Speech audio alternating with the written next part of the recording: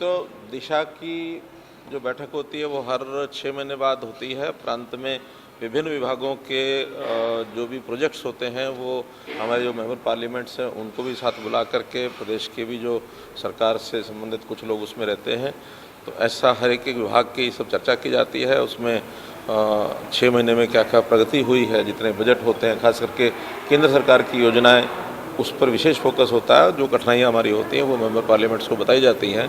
इसलिए आज एक सब विषयों की चर्चा करते हुए और दिशा की वो बैठक हुई है और उसमें लगभग सारे प्रोजेक्ट्स जितने विचार किए गए थे पहले वो सब पूरे हुए। कुछ एक में कोविड के कारण से थोड़ा डिले हुए हैं, वो अगले 6 महीने में उन सबको गति दे करके पूरा किया जाएगा। इसी प्रकार से दूसरी बैठक आज हमारी हाई पावर परचेज कमेटी की हुई।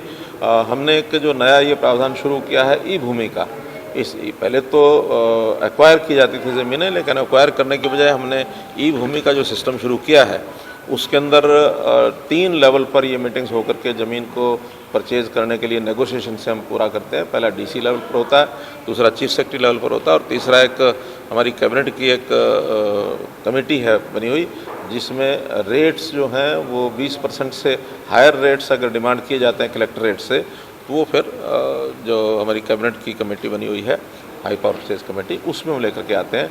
तो आज 7 प्रोजेक्ट उसमें आए थे। लगभग 311 एकड़ ज़मीन और 172 करोड़ रुपए में आज वो खरीद की गई है। जितने भी प्रोजेक्ट थे सबके सब आज नेगोशिएशन के द्वारा पूरे हुए। प्रति एकड़ 40 कम से कम 40 लाख का रेट और ज़्यादा से ज़्यादा 1 करोड़ 15 लाख रुपए एकड़ तक भी ये ज़मीनें ली गई हैं। मुख्य से जो प्रोजेक्ट्स आज फाइनल हुए हैं उसके अंदर एम्स जो मनेठी में बनना है उसमें 140 एकड़ ज़मीन वो प्राइवेट लैंड जो है वो खरीदी गई है। इसी प्रकार एक प्रोजेक्ट अनाज मंडी का एक्सटेंशन है सिरसा का, वो लिया गया है। वाटर वर्क्स जींद का वो उसमें ज़मीन खरीदी गई है लगभग 45 एकड़। एक नू का जो मेडिकल कॉलेज है उसका रास्ता वो चौड़ा करना है, उसमें भी 14-16 जो एकड़ ज़मीन है। मंझावली का जो पुल नोएडा को बन रहा है उसमें भी अभी ज़मीन बाकी रहती थी, उसको लिया गया है। तो मोटे जो प्रोजेक्ट्स हैं बड़े, हाँ, चौटाला गांव का जो एसटीपी एक वहाँ बड़ा बन रहा है वो भी गांव के लोगों ने ज़मीन वो भी दी है। एक आरओबी का वो लिया गया है। गन्नौर में एक आरओबी है, उसकी जो सर्विस लेन है उसके लिए थोड़ा छोटा ज़मीन का टुकड़ा है लगभग आधा एकड़ का। तो इस प्रकार से ये सारे जो ज़मीन के टुकड़े हैं आज बड़े बड़े जो चंक हैं वो भी और छोटे छोटे टुकड़े भी नेगोशिएशन के माध्यम से और वो सब लिए गए।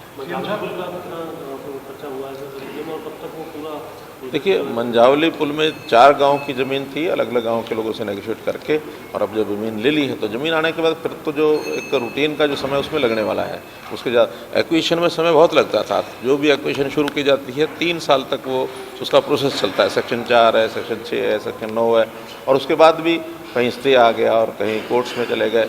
अब इसमें सबसे बड़ा लाभ ये है कि नेगोशिएशन होने के बाद तुरंत जिन किसानों से ली जाती है उनसे लिखवा लिया जाता है और तुरंत उसकी पैसा दे करके रजिस्ट्री करा ली जाती है, ताकि आगे कोर्ट्स का भी किसी प्रकार का कोई झगड़ा क्लेम कोई नहीं होता। कोई हथियाने का विषय नहीं है। हमने तो पिछले 7 साल में बहुत आवश्यक जहाँ है वहीं एक्विजिशन किया है।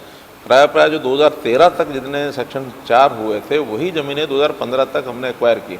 उसके बाद तो एक्विजिशन की ही नहीं है। उसके बाद आज तक जितनी भी ज़मीन खरीदी है वो ई भूमि पोर्टल पर ही खरीदी है, और आगे भी हमारा विषय यही है कि हम ई भूमि पर लोगों से नेगोशिएट करके वो ज़मीन सस्ती है, महंगी है, हर स्थान के हिसाब से, रेट के हिसाब से ज़मीन ली जाती है। किसी भी तरह से किसान को तकलीफ ना हो उसके हिसाब से, उसके मन की इच्छा के हिसाब से बेचना चाहता है वो बेचता है। फिर भी जहाँ कहीं इमरजेंसी में कोई लीनियर जितने भी प्रोजेक्ट्स हैं, बहुत जगह पर लीनियर प्रोजेक्ट्स रुक जाते हैं। अब हमने गुरुग्राम में देखा है कई सड़कें ऐसी बनी हुई हैं, पूरी की पूरी सड़क है, 10% 5% टुकड़ा भी कोई रह जाता है तो कोई भी व्यक्ति बीच में अड़ता है कि मुझे अपनी नहीं बेचनी है। ऐसे इमरजेंसी प्रोजेक्ट्स, लीनियर प्रोजेक्ट्स, उसी में केवल लिखा गया कि उसके अंदर हमने एक जो सोशल क्या रहता है, सोशल असेसमेंट, तो सोशल असेसमेंट जो रहती है उसी प्रावधान को ख़त्म किया ताकि हम उसको सीधा नोटिस दे करके, उसमें भी एक्विजिशन का प्रकार वही रहेगा, सेक्शन 4 भी होगा, 6 भी होगा, 9 भी होगा, लेकिन जो हियरिंग होती थी पब्लिक हियरिंग उसमें, क्योंकि इमरजेंसी प्रोजेक्ट है अब हमने कोई एक रेलवे लाइन बनानी है, अब उस रेलवे लाइन का प्रोजेक्ट बड़ा प्रोजेक्ट है, उसमें एक गांव के लोग अगर बताएंगे भी तो क्या बताएंगे, और वो उसी वहाँ के स्थानीय लोगों के लाभ के लिए, कोई सड़क बननी है लाभ के लिए, नहर बननी है लाभ के लिए, कोई पानी निकासी के लिए हमको ड्रेन बनानी है, अब कोई आदमी अटक जाता कि नहीं मैं तो अपने यहाँ से ड्रेन नहीं निकालने दूंगा। तो ऐसे जो पब्लिक इंपॉर्टेंस के जितने लीनियर प्रोजेक्ट्स हैं, विकास के जो डेवलपमेंट के काम हैं, उनमें यदि आवश्यकता पड़ती है, कोई अड़चन आती है, कोई एक आदमी नहीं देना चाहता, तो उसकी भी ज़मीन एक्वायर करके, और उसमें पूरे जो रेट्स हैं वो बल्कि ये जो ई भूमि से भी ज़्यादा रेट मिलते हैं। और किसी को अगर कल को मानो ई भूमि में भी कोई आदमी नहीं देता और बीच में अटक जाता, उसके लिए भी प्रावधान है कि उसका हम एक्सचेंज करके उसकी ज़मीन दे देते हैं। किसी को नहीं बेचनी है वो बेच सकते हैं। हमारे पास बहुत से ऑप्शंस हैं लोगों से ज़मीन लेने के, लेकिन एक्विजिशन का एक उसमें कि इमरजेंसी क्लॉज में अगर कभी लेनी पड़ जाए तो लेते हैं, किसी किसान को हम तकलीफ नहीं देते। हमारे से ज़्यादा तो किसानों को कहना है, हमको इसमें क्या कहना है, हमको कुछ नहीं कहना। किसान जो हैं, जो इस प्रकार के सो कॉल्ड उनके नेता हैं, जिस प्रकार की जिद पर अड़े बैठे हैं, वो जिद नहीं करनी चाहिए और बैठ करके नेगोशिएशन की टेबल पर आना चाहिए। नेगोशिएशन टेबल कभी भी संवाद से चीज़ें हल होती हैं। आपने अगर संवाद छोड़ दिया और जिद पकड़ ली तो समस्याएं हल नहीं होती हैं। इसलिए हमारा फिर उनसे अपील यही है कि नेगोशिएशन टेबल पर आकर के, केंद्र में मंत्री हमारे सामने हैं कि कृषि मंत्री हैं या उससे पहले जो भी लोग डायलॉग में लगे हुए थे, उनसे नहीं बात करने की, किसी और से भी करने की कोई ऑफर तो आए। इसलिए नेगोशिएशन ही रास्ता है और कोई रास्ता नहीं।